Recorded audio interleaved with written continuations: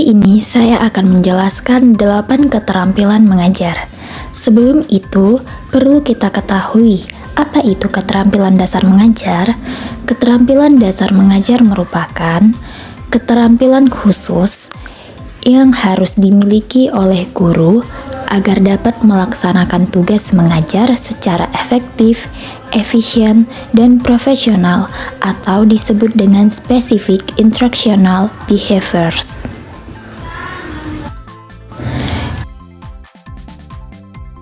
Dalam proses mengajar, ada 2 kemampuan yang harus dikuasai oleh seorang guru atau tenaga pengajar, yaitu yang pertama, menguasai materi atau bahan ajar yang akan diajarkan. Yang kedua, menguasai metodologi atau cara untuk membelajarkannya. Kita masuk keterampilan dasar mengajar yang pertama, yaitu keterampilan bertanya. Bertanya merupakan suatu unsur yang selalu ada dalam proses komunikasi pembelajaran. Keterampilan bertanya merupakan ucapan atau pertanyaan yang dilontarkan guru sebagai stimulus untuk memunculkan atau menumbuhkan jawaban atau respon dari peserta didik. Selanjutnya, tujuan keterampilan bertanya. Yang pertama, memotivasi peserta didik agar terlibat aktif dalam proses pembelajaran. Yang kedua, melatih kemampuan mengutarakan pendapat. Yang ketiga, merangsang dan meningkatkan kemampuan berpikir peserta didik. Yang keempat, melatih peserta didik berpikir divergen. Yang kelima, menumbuhkan kebiasaan menghargai pendapat orang lain. Yang keenam, menumbuhkan sikap kreatif pada peserta didik. Dan yang terakhir, mencapai tujuan pembelajaran. Selanjutnya, prinsip-prinsip keterampilan bertanya, di mana prinsip ini harus diperhatikan oleh seorang guru, yaitu pertanyaan hendaknya mengenai satu masalah saja, di mana berikan waktu berpikir kepada peserta didik. Yang kedua, pertanyaan hendaknya singkat, jelas, dan disusun dengan kata-kata yang sederhana. Yang ketiga, pertanyaan didistribusikan secara merata kepada para peserta didik. Yang keempat, pertanyaan langsung sebaiknya diberikan secara random. Yang kelima, pertanyaan hendaknya disesuaikan dengan kemampuan dan kesiapan peserta didik. Dan yang terakhir, sebaiknya hindari pertanyaan retorika atau pertanyaan yang sebenarnya sudah memiliki jawaban. Selanjutnya masuk ke contoh keterampilan bertanya. Terdapat 2 jenis keterampilan bertanya, yaitu keterampilan bertanya dasar merupakan pertanyaan pertama atau pembuka untuk mendapatkan keterangan atau informasi dari siswa, misalnya memberikan acuan. Contohnya, jadi kita telah mengetahui bahwa semua sisi kubus berbentuk persegi. Jadi tahukah kamu rumus luas permukaan kubus?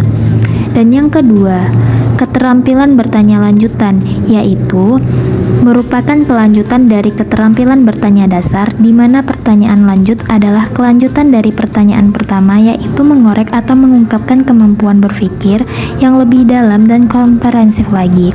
Contohnya, Dimas, coba kamu jelaskan apa perbedaan antara kubus dan balok?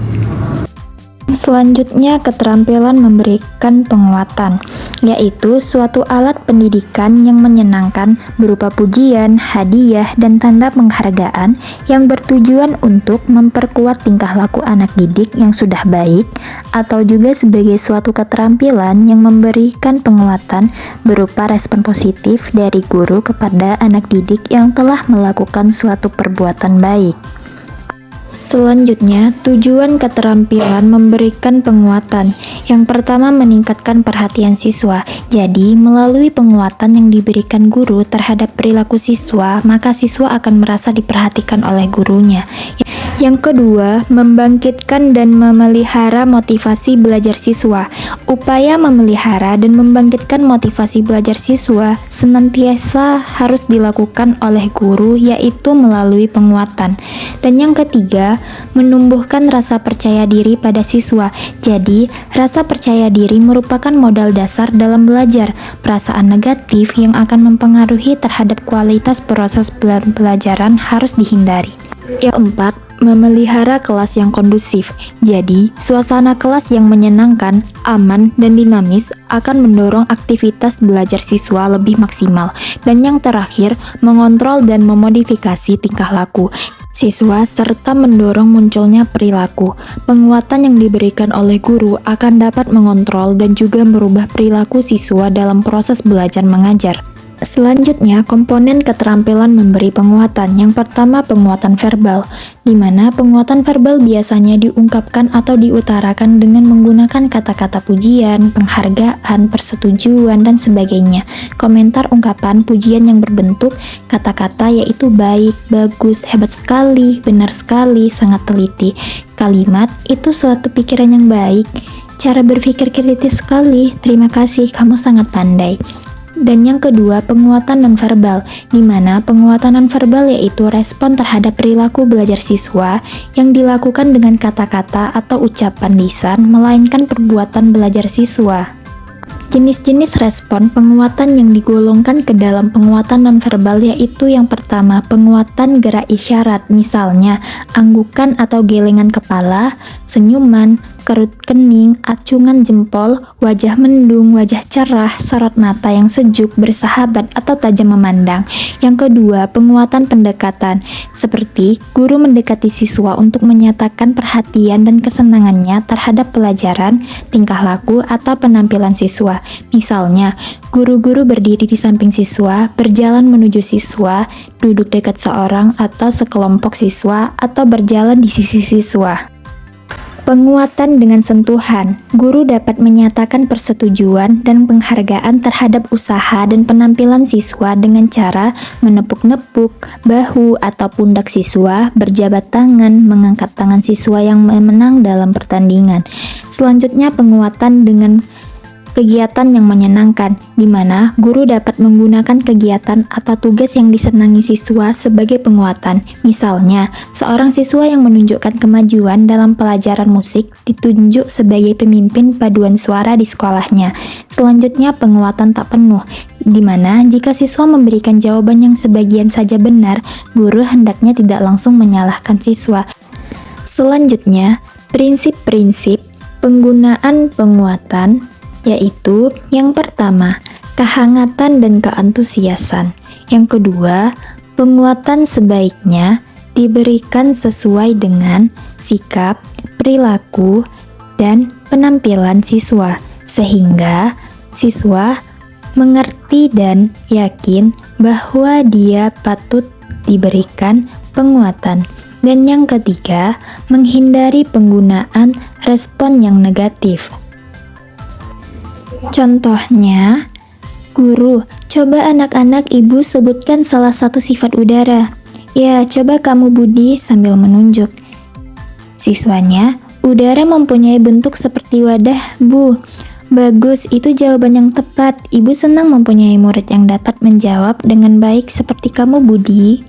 Yang ketiga, keterampilan mengadakan variasi, di mana menurut pendapat Mulyasa, tahun 2015 halaman 78, mengadakan variasi merupakan keterampilan yang harus dikuasai guru dalam pembelajaran untuk mengatasi kebosanan peserta didik agar selalu antusias, tekun, dan penuh partisipasi. Variasi dalam pembelajaran adalah perubahan dalam proses kegiatan yang bertujuan untuk meningkatkan motivasi belajar peserta didik serta mengurangi kejenuhan dan kebosanan. Tujuan utama guru mengadakan variasi dalam kegiatan pembelajaran untuk mengurangi kebosanan siswa sehingga perhatian mereka terpusat pada pelajaran. Komponen-komponen keterampilan mengadakan variasi terdiri dari 3 kelompok pokok, yaitu yang pertama, variasi dalam cara atau gaya mengajar guru. Yang kedua, variasi dalam penggunaan media dan alat pengajaran. Yang ketiga, variasi pola interaksi dan kegiatan siswa. Beberapa prinsip yang harus diperhatikan guru dalam mengadakan keterampilan variasi yaitu, yang pertama, variasi hendaknya digunakan dengan suatu maksud tertentu yang relevan dengan tujuan yang hendak dicapai. Yang kedua, variasi harus digunakan secara lancar dan berkesinambungan sehingga tidak akan merusak perhatian peserta didik dan tidak mengganggu pelajaran. Yang ketiga, direncanakan secara baik dan secara eksplisit dicantumkan dalam rencana pelajaran atau satuan pelajaran. Selanjutnya, contoh dari variasi penggunaan media belajar dalam mengajar kelas rendah. Contohnya, guru menggunakan variasi media pandang atau visual dengan media papan kartu kata yang digunakan oleh peserta didik dengan dampingan guru pada pembelajaran. Selain itu, media yang biasa digunakan dalam pembelajaran tematik meliputi media pembelajaran yang ditempel-tempel pada dinding kelas berupa gambar buah-buahan, gambar bagian hewan dan fungsinya, benda konkret yang terdapat di kelas, dan memanfaatkan barang-barang yang ada di dalam kelas untuk dijadikan media pembelajaran yang inovatif. Contohnya, uang koin yang dijadikan media permainan dari salah satu materi di dalam pembelajaran tematik. Yang keempat, keterampilan menjelaskan, di mana kemampuan seorang guru untuk menyampaikan materi pembelajaran dengan cara yang jelas, komprehensif, dan mudah dipahami oleh siswa. Hal ini melibatkan kemampuan guru untuk mengartikulasikan konsep, informasi, atau ide dengan tepat sehingga peserta didik dapat memahami informasi atau pembelajaran yang terkait dengan baik. Hal-hal yang perlu dikuasai guru dalam keterampilan menjelaskan yaitu yang pertama, pemahaman yang mendalam terhadap materi pembelajaran, menggunakan bahasa yang tepat, serta memanfaatkan contoh dan ilustrasi. Contohnya, keterampilan menjelaskan dengan menggunakan bantuan alat. Contoh, guru IPA menunjukkan peraga atau replika manusia kepada muridnya. Yang kelima, keterampilan membimbing diskusi, di mana merupakan suatu keterampilan yang harus dimiliki oleh seorang guru dalam membina dan mengarahkan siswanya pada saat diskusi berlangsung. Diskusi kelompok tersebut bertujuan untuk memecahkan masalah bersama yang dilakukan secara teratur dan tatap muka guna untuk berbagi pengalaman pengetahuan di antara siswanya. Hal-hal yang perlu diperhatikan dalam membimbing diskusi, yaitu yang pertama, memusatkan perhatian peserta didik pada tujuan dan topik diskusi. Jadi, kegiatannya antara lain dengan merumuskan tujuan dan topik yang akan didiskusikan, mengembangkan masalah, mencatat kesalahan yang menyimpang, serta memperluas masalahnya, dan intinya merangkum kembali permasalahan supaya jelas. Yang kedua, menganalisis pendapat peserta didik, yaitu dengan menganalisis alasan yang dikemukakan memiliki dasar yang kuat menjelaskan hal-hal yang telah disepakati. Selanjutnya, meluruskan alur berpikir peserta didik, yaitu dengan mencakup mengajukan beberapa pertanyaan, menantang siswa untuk berpikir, memberi dukungan terhadap pendapat peserta didik yang penuh perhatian, dan memberikan waktu berpikir serta meningkatkan partisipasi siswa. Dan yang terakhir, menutup kegiatan diskusi, yaitu dengan cara merangkum hasil diskusi, tindak lanjut, menilai proses diskusi yang telah dilakukan. Selanjutnya contohnya yaitu di dalam kelas misalnya, guru membagi beberapa kelompok diskusi dan per kelompok diberi materi masing-masing agar didiskusikan. Jika ada yang kesulitan, guru bisa membantunya.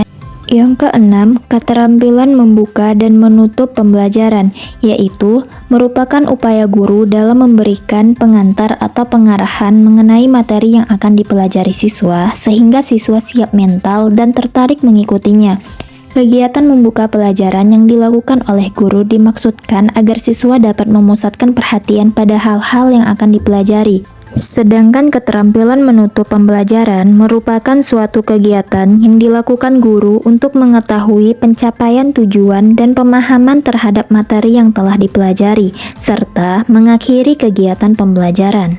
Hal-hal yang perlu diperhatikan guru dalam membuka dan menutup pelajaran, yaitu yang pertama membuka pelajaran dengan menyapa siswa dengan antusias, menarik perhatian siswa, memberikan motivasi kepada siswa, menerangkan materi dan hal-hal yang terkait sebelumnya. Dan untuk menutup pembelajaran, yaitu dengan meninjau kembali materi, mengevaluasi pembelajaran, serta memberikan dorongan sosial. Contohnya, guru memimpin doa sebelum dan sesudah pelajaran. Yang ketujuh, keterampilan mengelola kelas dan perorangan, yaitu kemampuan guru untuk menciptakan dan mempertahankan kondisi belajar yang optimal bagi seluruh siswa di dalam kelas maupun perorangan. Adapun hal-hal yang perlu dikuasai guru dalam keterampilan mengelola kelas dan perorangan, yang pertama menggunakan teknik nonverbal, verbal, atau preventif untuk mengontrol perilaku peserta didik. Yang kedua, memberikan perhatian dan bimbingan yang sesuai kepada peserta didik yang membutuhkan. Dan yang terakhir, memberikan pujian kepada peserta didik yang berperilaku baik. Contohnya, guru menciptakan rasa keingintahuan, semangat, tantangan kepada muridnya dengan memberikan game kepada muridnya. Dan yang terakhir, keterampilan mengajar kelompok kecil dan perorangan merupakan kemampuan guru untuk merancang, melaksanakan, dan mengevaluasi proses pembelajaran yang disesuaikan dengan karakteristik dan kebutuhan peserta didik, baik secara berkelompok kecil maupun perorangan. Yang perlu dikuasai guru dalam keterampilan mengajar kelompok kecil dan perorangan yaitu mengidentifikasi karakteristik, kebutuhan, dan potensi peserta didik secara kelompok maupun perorangan, serta merancang, melaksanakan, dan mengevaluasi proses pembelajaran. Dan untuk contohnya, guru mengajar dengan menerapkan, yaitu mengajar dengan kelompok, yakni dibagi menjadi beberapa kelompok dalam satu kelas untuk diberikan tugas atau